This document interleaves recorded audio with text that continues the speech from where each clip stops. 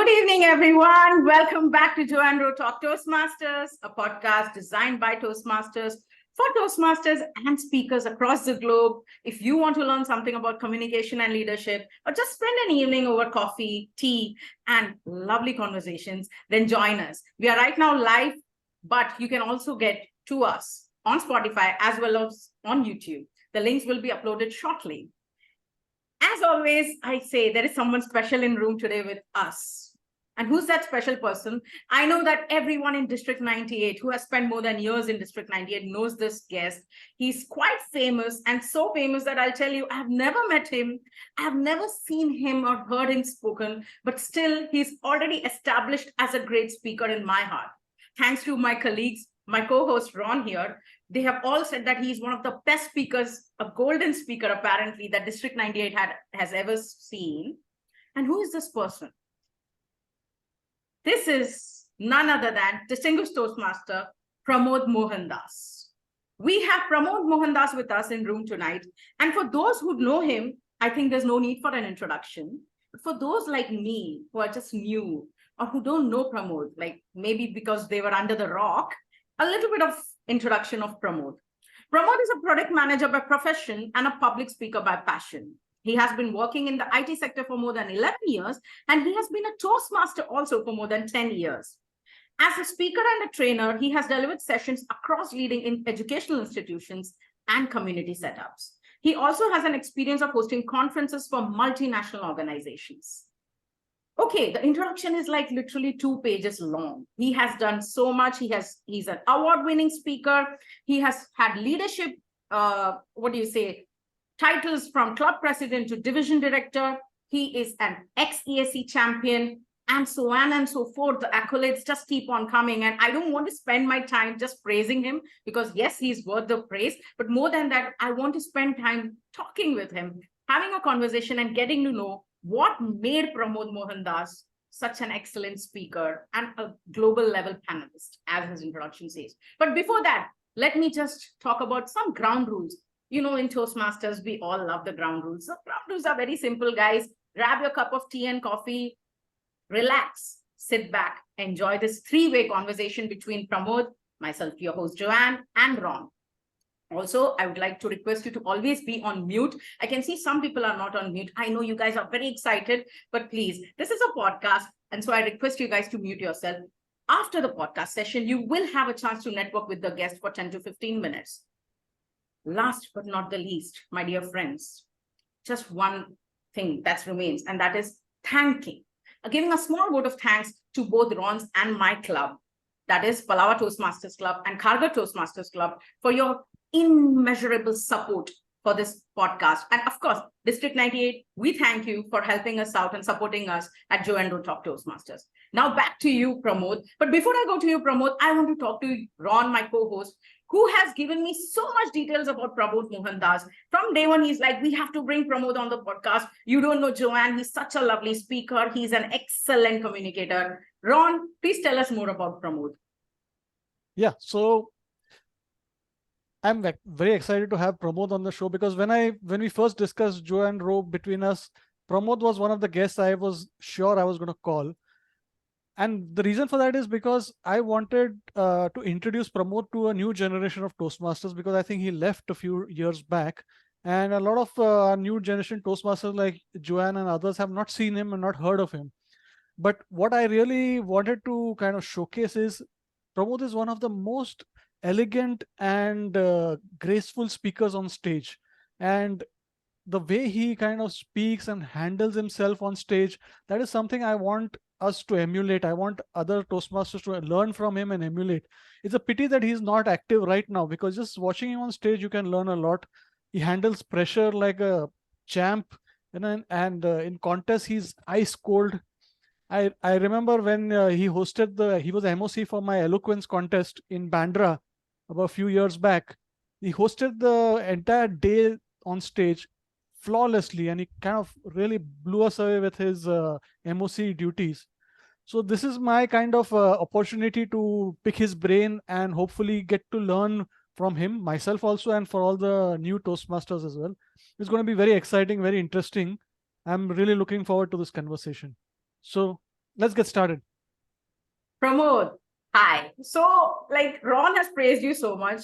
I have praised you via Ron and all the other Toastmasters who have messaged me over the past week saying thank you for bringing Pramod on the show. Let me ask you this question. Were you always such a great speaker? Were you born a talented speaker? Or did you become something so special like a golden limelight in Toastmasters? Well, first up, I'm extremely excited to be a part of the Joe and Ro show.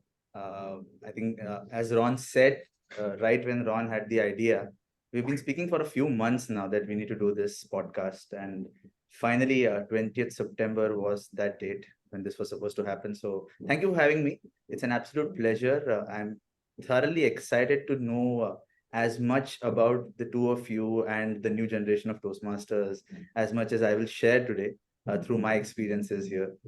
To your question, Joe, it's interesting one. I always had a lot of raw energy, but to translate raw energy into something that can be called gentle, ice cold, engaging, elegant, takes something like a Toastmasters in your life, takes great mentors, honest mentors like the Arvind here on call, Nikhil, and the learning the core values of Toastmasters that helps you shape your raw energy into something very special. Okay. So it's like you are like you were a coal full of potential to be a diamond, and you say your mentors maybe helped you to shape that and brush and put you under pressure to become that diamond that you are. And you are a superstar in District 98. Imagine the amount of light you're putting out, Pramod. You're not even there right now actively, yet people talk about you. Tell me, how does that make you feel as a Toastmaster? I think gratitude is the first word. I think a lot of things that you get known for is a manifestation of not just your own efforts, but at Toastmasters, especially efforts of a lot of people who root for you. One of the examples I remember talking just before the show to Ron, and Ron mentioning that in one of the contests that I had the privilege of winning, I think a lot of the people in the crowd really gave me the highest cheer, I guess, more than I cheered for myself. And these are the moments when you realize that you don't just make yourself. There are a lot of people who make you. So the first word that comes to my mind is gratitude. Thank you. Gratitude. And one more thing, I agree with you, Ron. He's very elegant. He's giving me direct answers. He's not taking the conversation ahead and, putting me on the spot. Ask him what I call him. Ask him what I call him. What is Ron's nickname, Pramod? Like, open it to District 98. That's Open it up. So Ron calls me Silky Smooth. Silky smooth. But that's the way he is. But I stopped calling him that because then people started examining him a little too closely, to wondering what the hell I'm talking about. But No, he's like smooth, the smooth guy on stage, Like he is the way he's giving me answers. I can get it. Like, okay, it's difficult to trap this guy into awkward conversations. I get it. He's very intelligent also. I can make that the way he's talking. So Pramod, let me get to you with this beginning, like where it all started. How and why did you join Toastmasters? When did you join Toastmasters? Please let us know that. I think I was a part of a multinational IT giant in Mumbai, who runs one of the oldest clubs in India, Toastmasters clubs in India. That's where I saw a poster of Superman, and me being an avid comic book reader, more so the DC comics, I thought, let me go and see what this Superman is all about. Maybe I'll get some memorabilia to take back home. It ended up being a Toastmaster session where someone forced me on stage typically to introduce myself towards the end of the meeting and give them feedback for a meeting I was very late to. I ended up getting the feedback that next time come back on time as a kid. And that's where it started. I think the first thing that I felt was warmth. It was an environment which stood true to the mission of a Toastmasters club that we recite at the start of every meeting. It was a collaborative environment. People rooted for each other, positively wanted to contribute to each other's growth. And even as a guest attending 50 minutes of a meeting, I could feel that degree of warmth, camaraderie, cohesiveness in the team. And I thought I should do this more. When I rejoined for the next meeting, I realized there is so much more to learn. what you think about yourself is not exactly what people think about you. There's so much more to chisel, to grow into. And with people who really root for you, why not? And that's where the journey began. And as the journey progressed, you come across people who you want to pick up good qualities from, good values from, learn, the likes of Arvind, Ron, Brilliant, people who've been there in the district for a long time. You interact, network with the community, you learn from a larger set of people. So my journey from being a guest to a DTM, every single meeting there has been something that I have taken back. In fact, I have taken back way more than I can even dream to contribute at Toastmasters. Okay, thank you, Pramod. Like, let me ask you one question. You said something very interesting that hit me. So much more to grow into. You think that you know everything, but then you come to Toastmasters and you realize so there's so much more to grow into. Can you please elaborate on that? What is it that you meant by saying that? Perspectives. Everyone who comes on stage to share something that they know helps you grow into new perspectives. There are stories which you haven't experienced yourself, but someone shares it. It either validates your thought process or introduces you to something very new.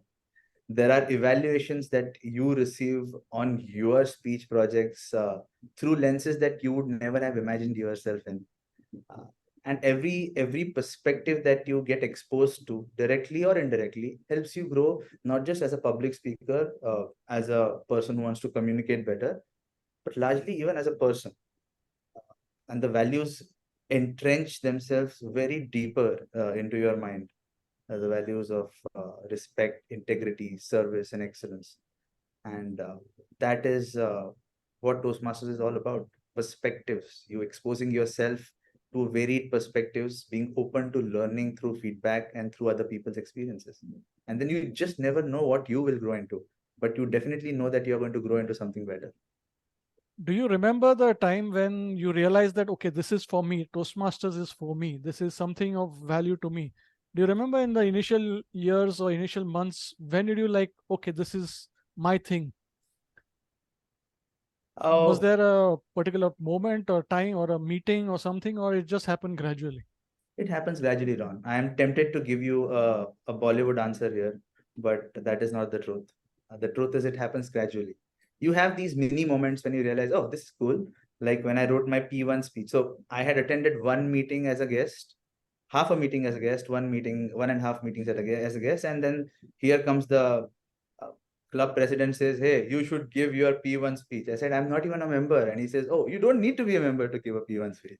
I said, all right. And then I write this speech, which is like so eloquent, so wonderful, 1,570 words.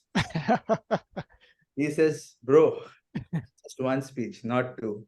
So the way somebody as a club president back then, who is extremely revered in our community as a Toastmaster, put his time in to read those 1,570 words. I'm sure he spent more than 2 hours for a non-member to give me feedback on every line, give me suggestions on how to cut it short to around 750 to 800 words, help me chisel that speech, deliver it on time as a P1 speech, spoke lengths about what this community stands for. Who was the president? Sorry, who was the president? Indrajit Suryavanshi was the president. Okay. Back then. And the amount of time, and it speaks a lot about the community, to what an extent somebody is willing to spend time towards growth of a person they are not even sure they are going to convert into a member or have a long-term association with. It speaks about values. And I thought, you know what, I need to also imbibe all of these very organically, not force them, imbibe them. And I think that was the first moment which made me realize that I should do this often.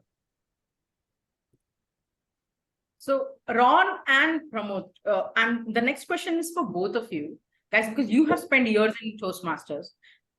You know, as a newcomer, sometimes you feel the pressure and you feel, as Pramod said, imbibe the values and imbibe the, whatever Toastmaster teaches, but organically. But as a newcomer, many times you feel like there's a lot of pressure to perform. There's a lot of pressure to adhere and stick to the rules. But when I listen to Pramod and when I've heard you, Ron, speak, it feels like it's also organic and you grow in naturally and it's a very supportive community. Can you guys shed some light on what is that balance? that is needed to keep that organic growth as well as adhere to the strict rules and regulations of Toastmasters? I'll quickly go first before we take the answers from Pramod. For me, this is something which keeps coming up a lot, and a lot of younger Toastmasters, junior Toastmasters keep coming to me and keep asking me, how are you so comfortable on stage? How are you so comfortable in front of the audience? And my answer is basically very short, 2 points. Number one, I always enjoyed the stage right from my icebreaker to today. I enjoy being on stage.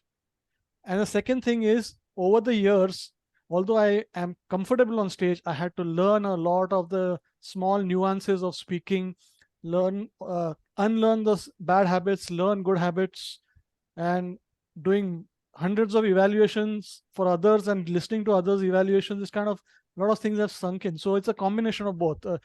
I was lucky I had an initial comfort level on stage, and then I just took it forward and refined it quite a lot. Not everybody is as lucky as I am to have that initial comfort level on stage. But of course, Pramod also is somewhat similar to me, because I know that from the beginning he was comfortable on stage. Again, he had to probably learn the nuances like all of us have over the years. But I'll let him speak for himself. And of course, I want to highlight this point. As comfortable as I look on stage, I'm nothing compared to how Pramod. It's like he was born there and raised on stage only. He never left the stage since he was a baby. He's that good on stage. He's that smooth on stage. So when I say silky smooth, I'm not exaggerating, you know. Okay, Pramod, let me take this question to you. Organic growth, that is natural growth, versus the rules and regulations that Toastmasters has as a public speaker and a leader. How do you balance it? What do you think is more important? I think it's important to not have the burden of rules and regulations and rather enjoy the process of learning something new. So if you look at 10 things to do when you write a speech or you deliver a speech, you can either look at them as rules or look at them as ideas that I want to try out and see how it works. If you look at them as rules, you will always carry the burden of being constrained to a set of ideologies. But if you look at them as means to explore something new, you are going to come out of it with an enjoyable experience. So I think calling things rules, calling out a balance is kind of overrated.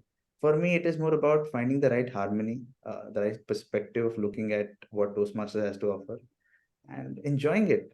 I think, as Ron said, right, enjoyment on stage is extremely critical, and we're going to speak more about it as the session progresses. And it's one thing I want to highlight, and you spoke about, how do you strike a balance? If there's one thing that you asked me, Pramod, after all these years, what's that one thing that you've taken out of Toastmasters?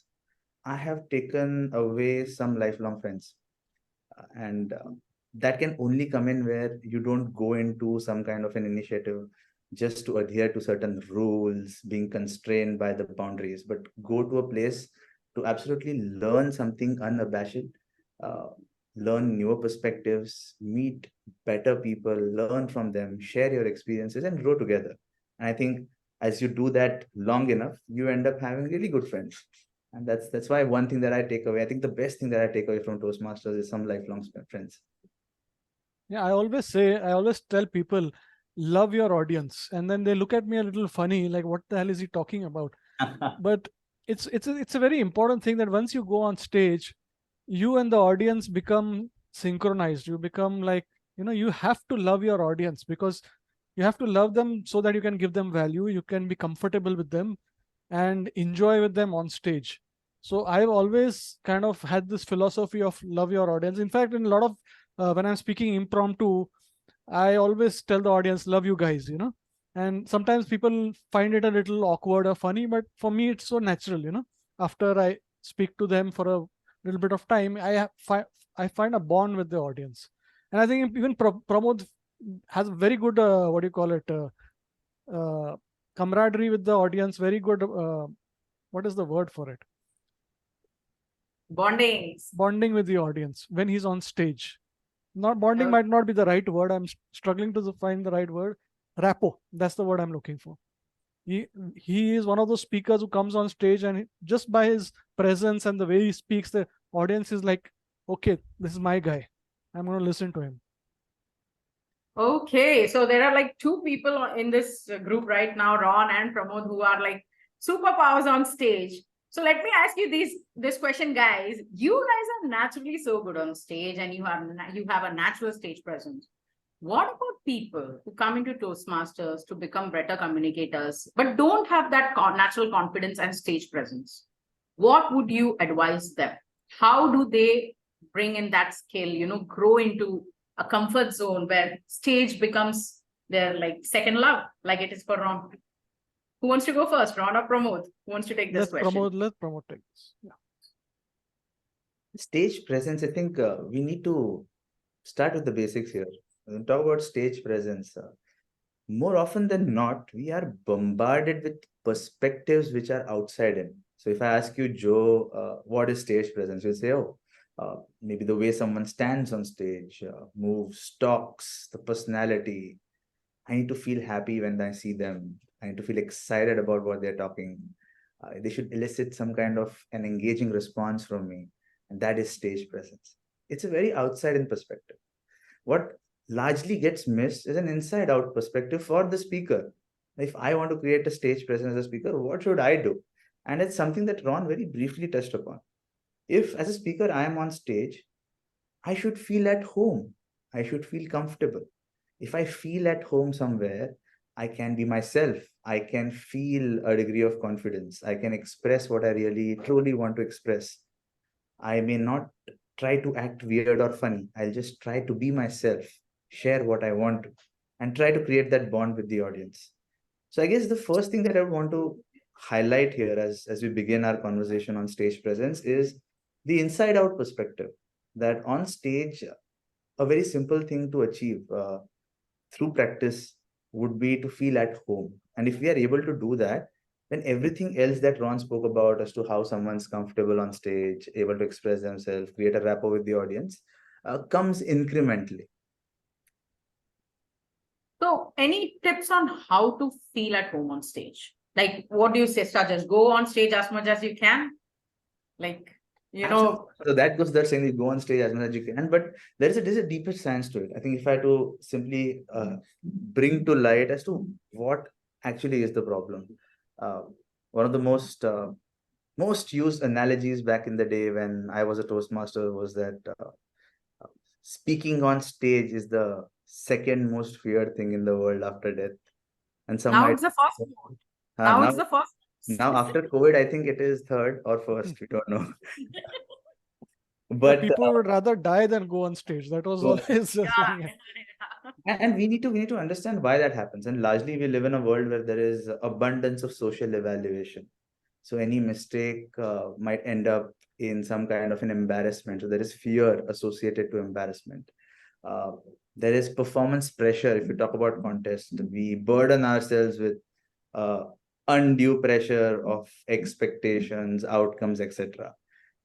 And now what ends up happening in our body is that there's a physiological stress response. So typically, evolution has programmed us for the fight or flight response. What ends up happening is if you feel at stress or at a physical state of fear or threat, you will secrete the likes of adrenaline, which pumps up your heartbeat, cortisol, which makes you feel very stressful. And what ends up happening is your muscles get constricted, and constricted muscles is readiness to fight something. So you constrict your muscles, right? That's a response. Second, your pupils get dilated on stage. Your breathing starts, your heart rate jumps up, and you breathe heavily because the body needs more oxygen, because there is an impending physical fight that you might encounter, as this response says. And the blood ends up flowing to all parts of your body, brain, muscles, except for your stomach, because you don't need digestion. And that creates that effect of butterflies or dragons and donkeys or elephants, whatever you call it, in your stomach. That is the science behind this. So the idea is to beat the science. So if you know the science, you beat the science. And now anything that we discuss further will be about beating this science. That if you know that there is something evolutionary in your being as a human, and if you feel at threat, you're going to feel all of this on the stage, we need to do something to beat it. So I just wanted to first bring to light that there's something very scientific about it. The second thing that I want to bring to light is I cannot fight evolution, nor can Ron, nor can anyone who's been here. We just get used to it. It never goes away. Just before the podcast, as I was adjusting the lighting here, setting up the laptop, I had like this lump that went down my throat into my stomach, and some butterflies fluttered there. It's a podcast. It's my first time. Ron has so much expected out of me in this podcast. Will I be able to deliver? Can I do it? But then you have prepared for it. There are things that you've experienced before. You just bring that to light and just go for it and enjoy your time on stage. So it happens to everybody, and it always happens. Eventually, people with enough practice learn to deal with it. So that's the second reality that we have to understand. Nobody is immune. People just learn to control it. So to anyone out there who sometimes wishes and wonders, oh, look at that guy, he never feels out of place on stage. I want to be like him. I think you are the same. I think someone has just cracked science and you are on your way to crack it. So it's just a matter of time. Absolutely. It has to be very clear that even the best speakers, they always will feel fear. And the thing is, they are so used to that fear that they harness it in a certain way, or they control it, or they have certain techniques that are useful to them for them to control it. When early on in my Toastmasters career, when I used to come on stage and I used to be in high pressure situations like a contest at an area level or a division level, as I came on stage and sometimes I had to walk a little distance to come on stage, I would actually look into the audience, look for familiar faces, smile at them, wave at some people like, I'm a celebrity or something. And they would also wave back and smile. And that kind of friend, there's no words obviously, but that friendly banter between us kind of calmed me down that, okay, I was in front of a friendly audience. I see a lot of speakers come on stage and they're very tense. They don't look at the audience. They are all focused on what they're going to say. I think that's a big mistake. First, you come and acclimatize yourself with the audience, look into the audience, smile at the audience, let the audience smile back at you, before you even think about what you're going to say, how you're going to say, and all that. So that, at least for me, has worked a lot. That Absolutely, Ron. connect with the audience before you get started, on stage. Absolutely, Ron. I agree with you. And a lot of things that you do, the what you do has a why associated to it. And if we bring forth that why, so why does doing certain things help you? Like, for example, the way I would want to also go about this conversation is there are the three aspects to how you can eventually address and create a good presence on stage. The first one purely is how you prepare your stage zero. Your stage one is the build up, and your stage two is actually on the stage delivering, and how you can what are some best practices, some ideas that I have tried and they have helped me, and definitely I would implore anyone to go out and try them to see if it helps them too when they go out there on stage. So the first one, Ron, and I'll start, and all of you and Joe and Ron, you guys can build on this, is purely preparation. I think confidence plays a major role in helping you prepare psychologically for any act on stage, be it. And when I say a stage, don't mistake me. It's not just a Toastmaster setting or a contest or a meeting. It is even that one presentation that you give at office. It is even that one team meeting that you've convened to convey something to the team. And nothing helps build confidence and self-belief like good preparation. At Toastmasters specifically, if you write a speech one night in advance to deliver next day in the morning, logically you will not be confident about it.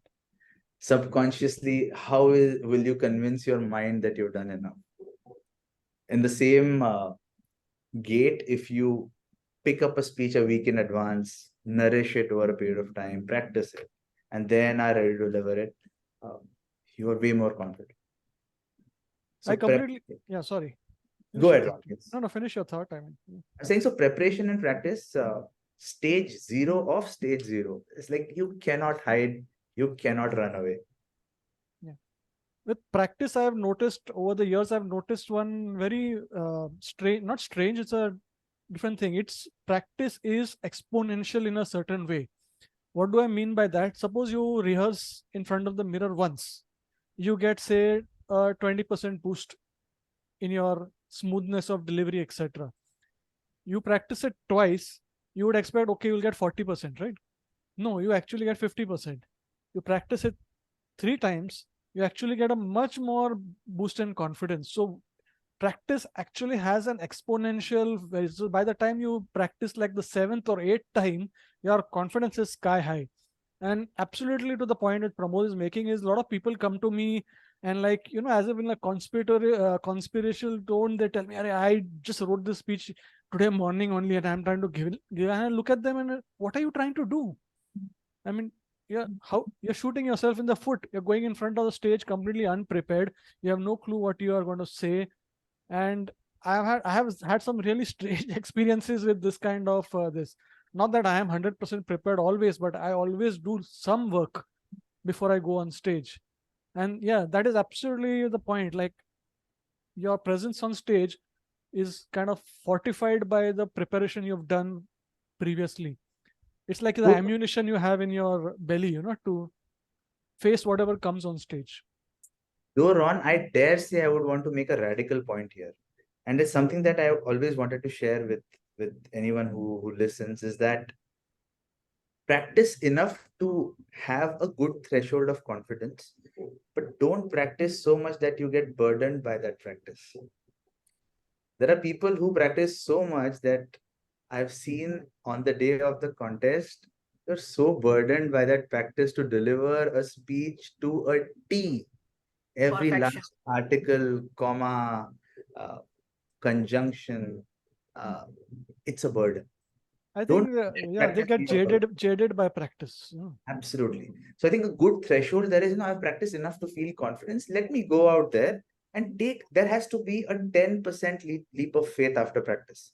You'll never be 100% there just by rehearsing a speech even 5 minutes before delivering it.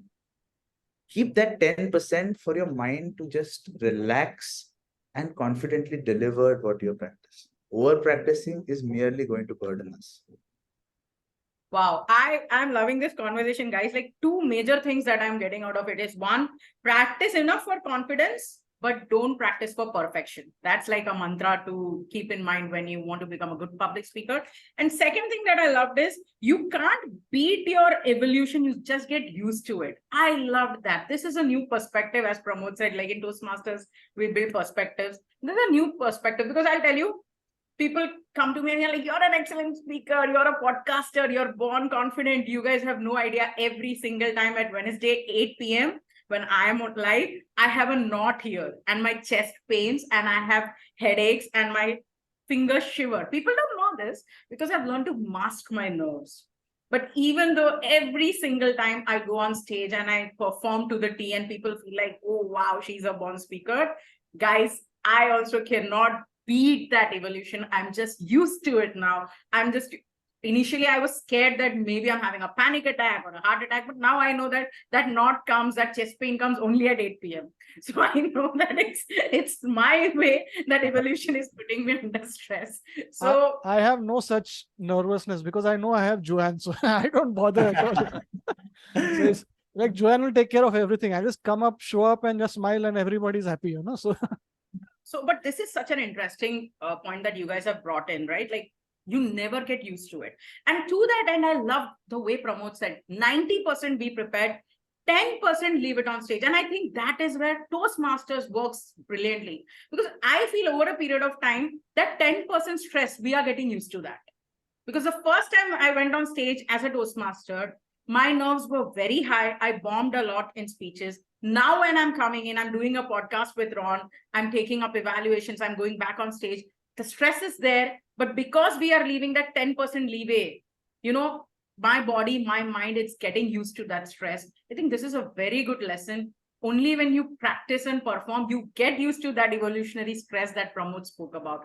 Thank you so much, Pramod and Ron, for bringing out this very scientific and important aspect of public speaking. Let's get back to the topic, but you said there are 3 stages. We spoke about preparation. Preparation is the key for gaining confidence and beating stress. What about stage 2, Pramod? Stage 2 is one of the most interesting things, and I'm sure there are a couple of good things to share there. I think the first one is Stage 2 is all about build up. So imagine you are there where you're going to eventually deliver. Especially in a Toastmaster setting, you do get that time to acclimatize yourself. And there are a few things that I do. So when I go to a venue, for example, where there is, say, so imagine we are hosting an event and I am one of the MCs. So I make it a point to interact a lot with the crowd. So I get used to the vibe of the crowd. The crowd gets used to my vibe. And also, if you interact and speak to enough number of people, you'll always have those few people sitting in the audiences who you know. So that helps calm your nerves, knowing that there is not everyone who's unknown out there listening to you. The second thing that I quite religiously do is physically acclimatize myself with the stage setting. Spend some time on the stage, just even if there are empty seats in front of you, maybe touch your palms to the stage, just sit on the stage if you can, if the setting is right. Just visualize. I think a lot of these sportsmen do this. And one of the most recent examples I thought was during the IPL. I think Shubman Gill hit the match-winning 100 against Mumbai Indians. There was an article written about how a day in advance he was standing next to the pitch and just visualizing all the shots that he is going to hit the next day. So the power of visualization, the power of acclimatization to the near exact circumstance that you're going to find yourself in on stage, it's a physical cheat code to train your brain. So that when you come on stage, it is not completely new. It's like, I've been here before. Oh, I've imagined this before. It's almost like I've done this before. It's like that feeling when you, and I'm not sure if this is the most relevant example, but imagine you want to travel to a new place and you research so much about it that when you go there, you feel like you've been here before. And it's something on those lines. When you acclimatize yourself to something, you imagine it, you end up feeling way more confident and way less nervous when your time comes on stage. So those Yeah, are. you mean to say, Pramod, like build up for you is basically getting to know your enemy, getting to, if stage is your fear factor, just go and be there and be so one with that stage that there's nothing left new in that stage for you to fear, right? That's where you're getting at. So, And the audience also. Joe, I would actually shift that perspective a little bit. I would say getting Okay. to know my friend and what all can he or she do for me. Oh, Wow. this stage Okay. has an amazing vantage point towards this section of the audience. This is how the lighting of the audience is. This is how the lighting of the stage is. This is where I need to stand. This is where I'm going to be the most audible, the most visible. Uh, this is where the air condition hits the most. I should not stand. I'll freeze to death. You end up realizing the strengths, and that is exactly what you want to do. You don't want to come up to absolutely surprising new circumstances, and there are enough battles to fight on stage just to be introduced to something new ad hoc. So when you go there, you visualize yourself, you get to know the possibilities. When you go speak to the audience, it just builds comfort. So when people see you on stage, it's like, oh, seeing a person I just met a few minutes ago. So subconsciously, I'm already rooting for that person on the stage. And that's something that even Ron shared before. He said, no, when he has experienced that, maybe sometimes when I've been on stage, the audience kind of almost feels that warmth, the camaraderie, that cohesiveness, and wants to enjoy that moment together. And that happens, and it's a mixture of you putting in some pre-effort and then also something that you do on stage. So that you need to have your influences in the audience. So when networking, by speaking to a few people, you get those influences. Yeah, being early and getting on stage is a very good tactic, especially in high pressure contests or high pressure situations where you are supposed to host something. I'll give you a very practical example from my own experiences. Um, when I have to give a speech which has certain movement, for example, there was a speech which has, say, past. So for past, I'm going to stage left, and of future, I'm going to stage right. So while before the speech, when I come on stage and I have a little bit of time, I will actually, in my mind, go, okay, this is how the past will look like. And I move to the left of the stage and I get that comfort level. Okay, I have to move 3 steps to the left to still be in the center of the audience, but detect the past. Then you take 3 steps again to the right, that's the future. Then you come back to the center of the stage. So you get kind of acclimatized to how the motion on the stage is also. Sometimes the stages are very small, so you just take 2 steps instead of 5 steps. If the stages are huge, like somewhere in Reliance, then you have to be able to travel a little more to the left, travel a little more to the right. Sometimes the audience is far back from the stage, in which case you have to go to the front of the stage. You cannot go to the back of the stage because the distance is already there. All this subconsciously or consciously you can gauge when you come on stage and get comfortable on stage beforehand. I've seen some people, they just come in just a few minutes before the speech is due and go sit in the audience, and then they rush back to the stage, and they have absolutely no geographical mindset of the stage in their head. So they're Yeah. literally, they're not prepared. And you I can make out from the struggle Yes. to get their sync right with the stage, you know. I concur, Ron. I've seen during contests, people get so engrossed. They have like these earphones on, closing their eyes, absolutely stressed, walking in the hallways, Hmm. trying to practice the speech. Though there's one point that I want to bring forth here, Joe and Ro, that it will not always be possible that you get to spend time with your audience or with the stage, right? So here, one thing that has always worked for me is visualization. So even if you find a few minutes any time before you're going to actually go on stage, speak about something, go into a meeting, convince your leadership team on some kind of a project, speak to a vendor, close a business deal, just close your eyes and visualize yourself doing it successfully to a T. I mean, imagine even the dress you'll be wearing. And it's something that I may not have shared before in the Toastmasters forum, but when we had the contest in Indore, right, I very specifically imagined myself delivering an evaluation in a specific dress, in a specific way on that stage. Uh, and at the expense of sounding a bit boastful, I also imagined myself wearing a specific dress to go and collect that award. And I did that exactly. Those are the 2 dresses.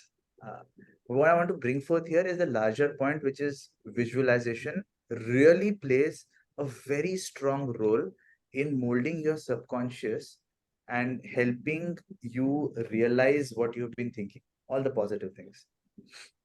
So that helps, especially during contests, because we also want to speak about how to prepare for contests, right? This helps a lot. If you don't get time on stage, just like visualize for a few minutes. You on that stage speaking, it helps you.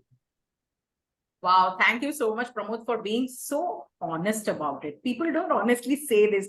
Like every time when you ask somebody, they're like, I didn't even think about it. It just happened. I'm so grateful that I won. Thank you so much for coming on stage on this podcast and saying you did visualize, you did imagine, you had that winning mindset, which is very important.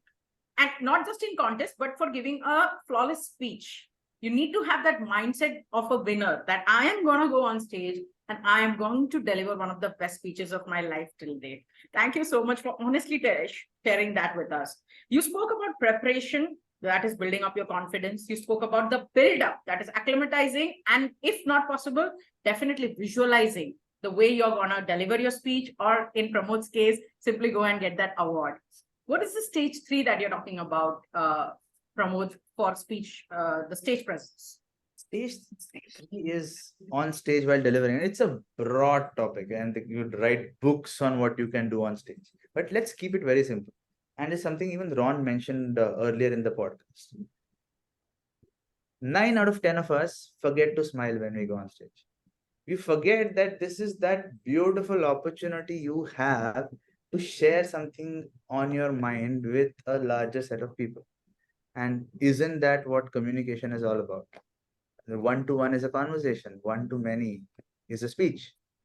And why do we devoid ourselves of such a beautiful opportunity and not even appreciate it and smile about it? We don't smile on stage. As Ron said, what ends up largely happening, especially in high-stakes situations, people end up coming on stage. There is an invisible imaginary paper in front of them which has their entire script, and they read through that paper in their mind, not thinking what the audience is doing, saying, reacting, etc. We got to eventually practice to let go of that habit, and that's one of the things we should unlearn. And we are not at fault there. I know for a fact that back in school when we learned our nursery rhymes, we did something similar.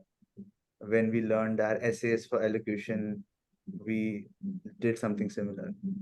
So we have been trained and molded to do that again when we find an opportunity at Toastmasters to go and deliver a speech. And that's one thing we need to unlearn eventually. That you need to trust your instincts, you need to trust your mental rhythm, muscle memory plays a great role here, right?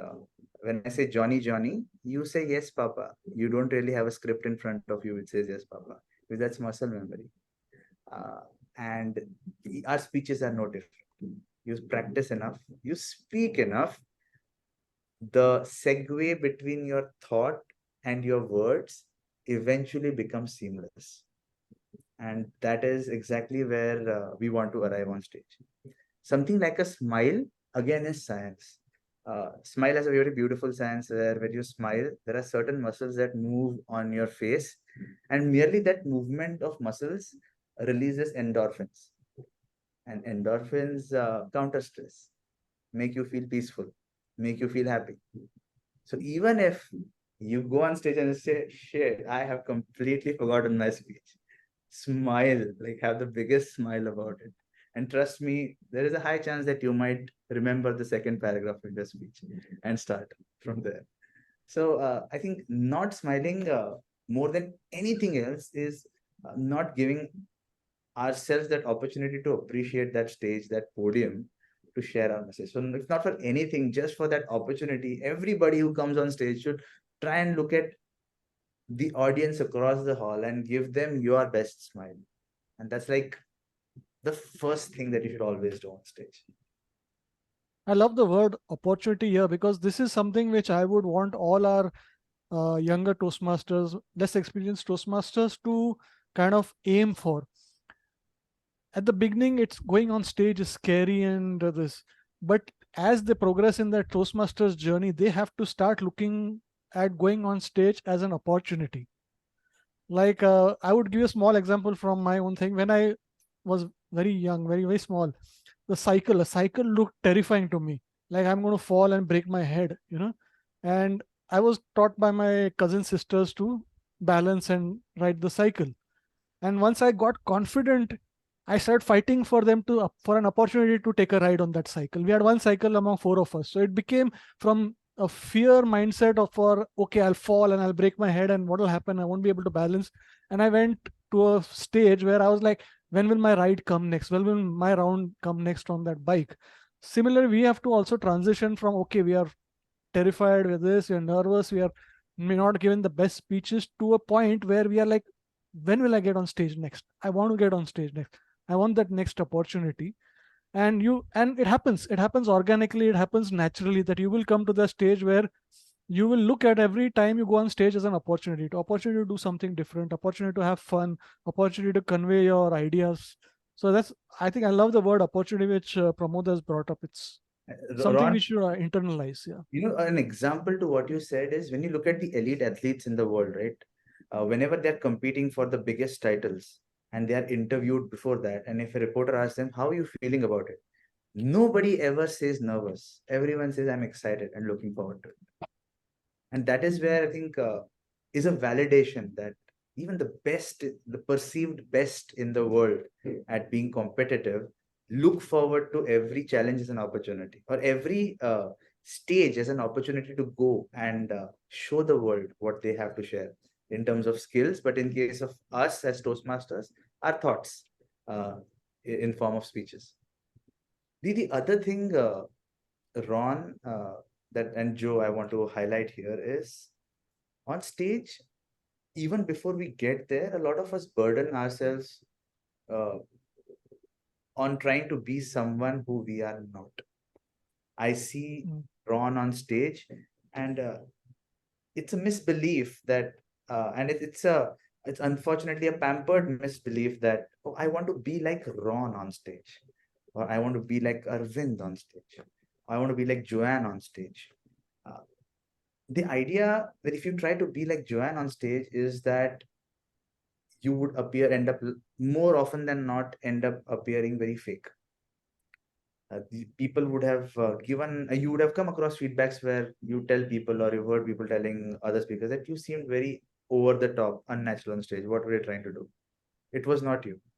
I think the trick here lies in trying to be the best version of yourself on stage. I think stage presence is not that you should be 6 feet tall, wearing a sharp suit, speaking eloquent English, using words that dictionaries are made of. It's about being a version of yourself that is accepted by the audience who's listening to you. A version of yourself that is accepted by the setting you are in. A version of yourself that is true to who you are. So, for example, if you are an introvert, if you go out there on stage shouting your lungs off, trying to dance and cover every inch of the stage, nobody who knows you would believe that you are being natural there. And if it's a contest, you lose all the brownie points on authenticity.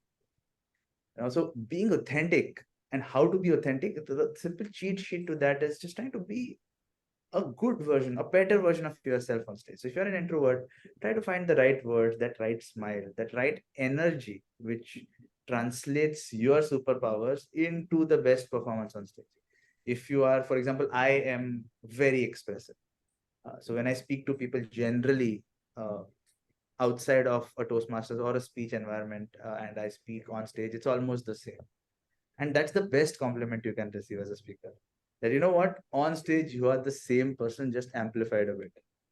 Rather than saying you stage pay, so you look completely different. Who are you? And I love this idea. Yes. And this is something that we need to imbibe more in the newer generation. Everyone has a niche in their personality. To try and blossom that instead of trying to make somebody like someone else. I would like to flip this also in a different way. I mean, just look at it in a different way. I've seen a lot of people who, I don't like to use labels, but suppose somebody has labeled themselves an introvert, for example, and they try to go on stage and try to be a little more extroverted. I think that is a mistake in one way, because what I would suggest to that person is first stop being an introvert off stage. Be a little bit more extroverted off stage when there is no audience glaring at you, looking at you. Make that feel natural. Then when you come on stage, that introversion will automatically expand a bit. So the way I fool around, I joke around, I do time pass off stage, you will see that I do the same thing on stage also. But off stage also, I am stretching my boundaries. I'm trying to be slightly better at whatever I'm doing. And then when I come on stage and do the same kind of stretch, it feels natural also. Absolutely. So I still yeah, so you can't have 1 and 0 on stage and or 0 and 1 off. You have to, on this off the stage, also try to expand your boundaries so that you bring that whole personality on stage with you, not just something you're trying to stretch, if that makes sense. I don't know that it does, whole Ron. thing makes sense, It does, because It does. I still remember your after dinner talk speech. It is just you. Absolutely. At BTM. And it does. I'll tell you, Ron, I was a couple of years back, I was reading this research paper from Harvard, which speaks about authentic leadership. Okay. And in that paper, they said, authentic leaders are leaders who are the same when they are in their corporate background as well as in their personal life. They are the same in their company, in their family, in their friend circle. That personality doesn't differ. And you have to build up and get to a place where anybody who sees you knows that it's you. It's not like you're a totally extroverted person in your company and introverted person when you're out with friends. That doesn't work. And that is the highest aim as a leader. And I think now today you guys have very clearly said that that is also one of the greatest aims as a speaker you need to build up. You want to be a better speaker, don't just aim to be a better speaker on stage, aim to be a better speaker off stage as well. Aim to communicate better even with your family, with your friends. And there the change happens, and there is where the progress and growth starts. Thank you so much, both of you. Absolutely. It's already 8:57. Ron, where is the Yeah, time? time went just flew by. Let's quickly take questions if anyone has. I mean, Yes, it's such a beautiful exactly. this thing. I I've am been so completely sad, engrossed. Pramod. Yes. Yeah. Yes, Pramod, there's so much more we need to talk about. I think we need a season 2 with Pramod Mohandas. We'll bring him back. Yes. Exactly. We just touched the tip of the iceberg. So much more to learn. And it's already an hour. Any questions, guys? Any questions? Please leave it in the chat box. Pramod, you spoke about stage 1, stage 2, and stage 3 delivery. That is all there is there to stage presence. Any last words from your side? Like, we have hardly 3 minutes left. I'm so sorry to stop here. I know there must be like a lot more to learn from you. And I'm sure we're going to bring Pramod Mohandas back on Joe and Roe someday. I'm sure about that. But any last words on stage presence? Last words, you will always make mistakes, but the audience doesn't know about it. Good one, good one. No, And don't let these be your last words. You can go on. oh, yes, just to elaborate this, there will be parts of the speech that you miss. There will be things that you wanted to say that you end up not saying. But more often than not, our subconscious response to that is, "Oh, I'm sorry. Oh, sorry." And the audience is like, "But we didn't even realize that you made a mistake." So a lot of these times, and we are bound, all of us are bound to miss things that we wanted to convey, make mistakes. But if you are graceful enough, nobody's ever going to know that you made a mistake. And that's one trick that we need to always follow. Be super confident about it. We need to go with an assumption that I will make a mistake. But when I do, no one will know about it. Thank you so much, Pramod. Like, you will always make a mistake, but audience will never know it. Nikhil has a very interesting question.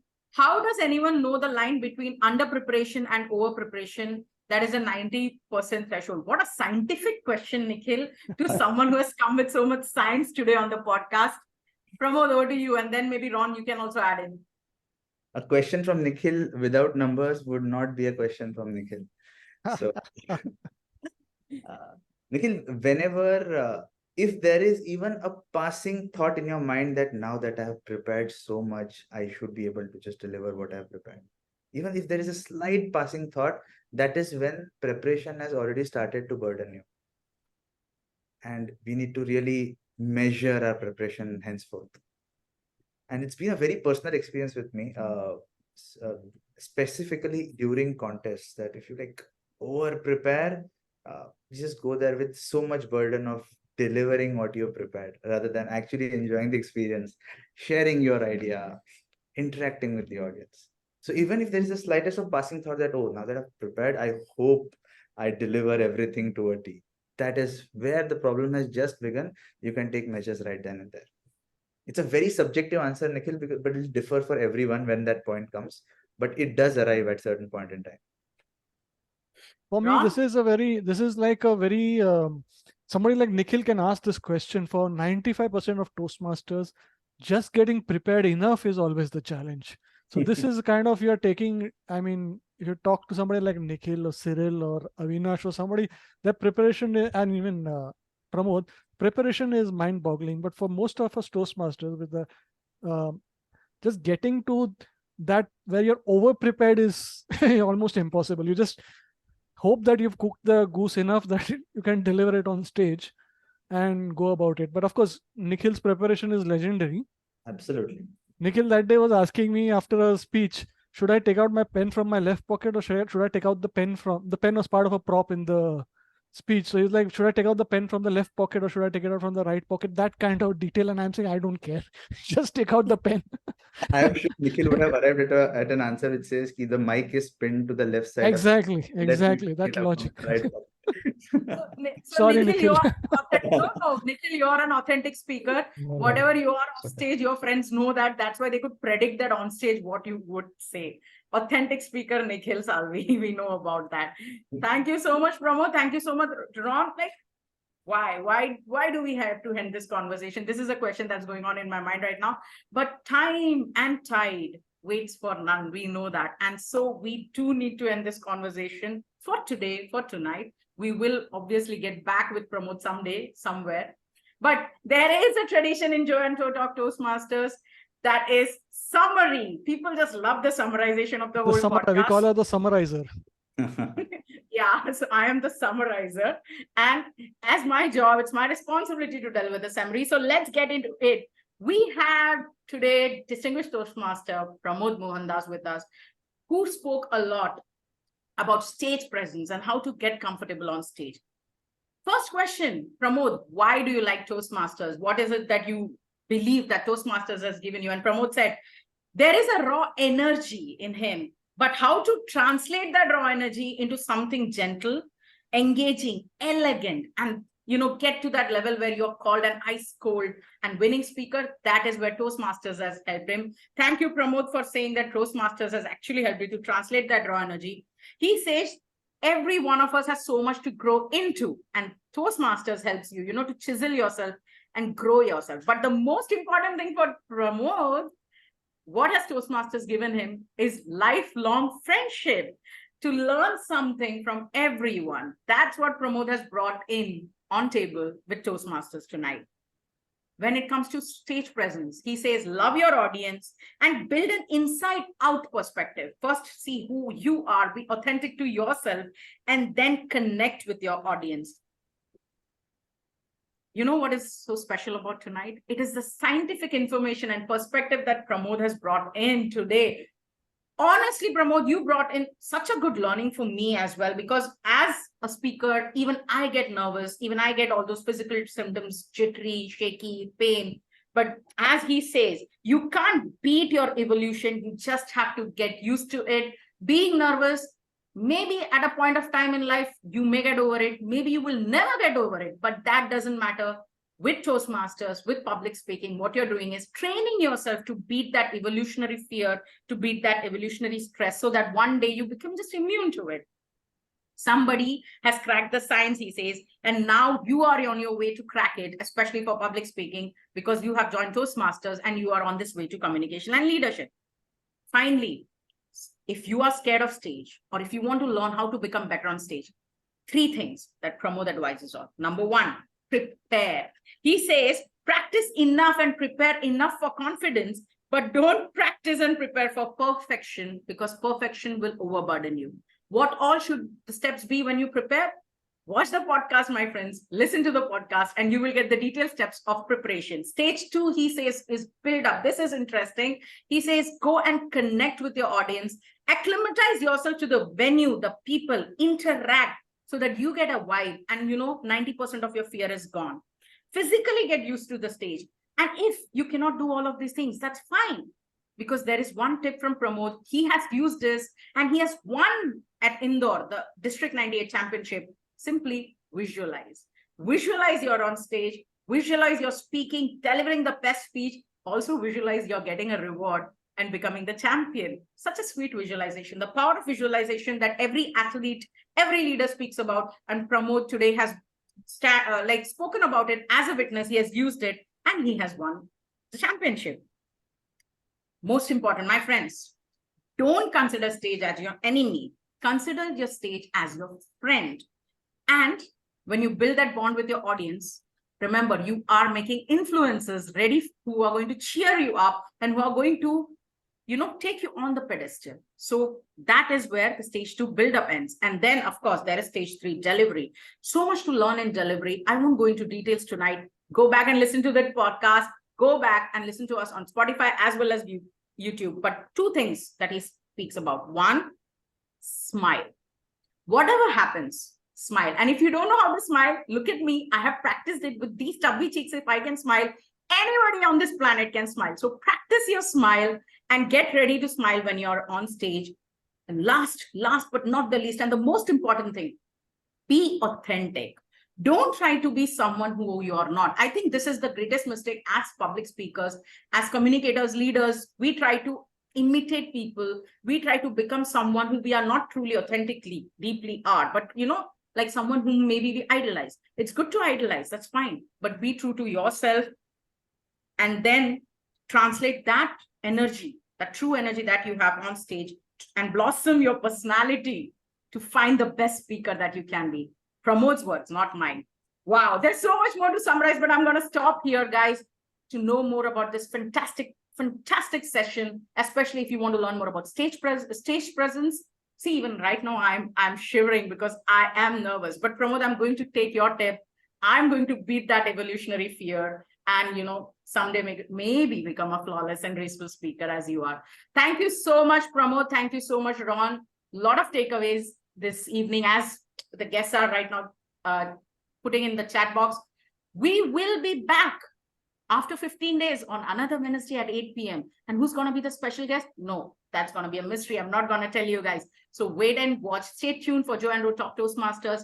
Till then, sayonara, bye-bye. Happy stage, happy life. Bye-bye.